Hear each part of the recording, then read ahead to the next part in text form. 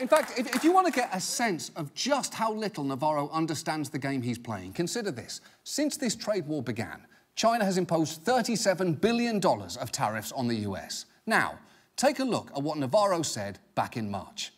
Are you expecting China to come back with retaliation? I don't believe any country in the world is going to retaliate for the simple reason that we are the most lucrative and biggest market in the world. They know they're cheating us, and all we're doing is standing up for ourselves. It's just breathtaking to see someone be that confident and that wrong. He's basically Leonardo DiCaprio in Titanic yelling, "I'm king of the world," except you're not, are you, Leo? You're just an amateur sketch artist who's about to be murdered by ice. And when you put all of this together, what you're left with is this. We're engaged in an escalating trade war that almost no legitimate economist supports, led by a man who honestly doesn't seem to fully understand the mechanics of what he's doing, getting advice from the human equivalent of an all-caps email from your uncle.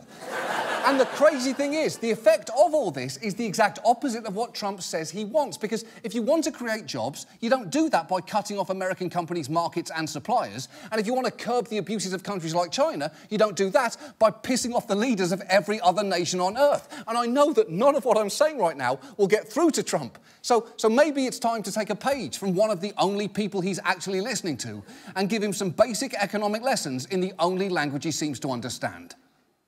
The film you're about to see addresses one of the most urgent problems facing America, the destruction of basic economic knowledge by stupidity, and the consequences of it could be disastrous. So let's review a few fundamental facts. First, a trade deficit isn't a giant pool of money that you've lost to another country. That's idiotic. Second, if you think you can use tariffs as a weapon, you should understand a tariff isn't something other countries pay you, it's a tax you're forcing your own people to pay, which might end up hurting them a lot less than it hurts you.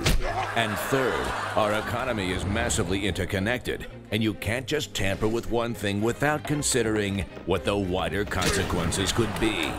Unfortunately, misunderstandings just keep getting bigger while basic knowledge is shrinking. And the result is stupidity is increasing at an unsustainable rate.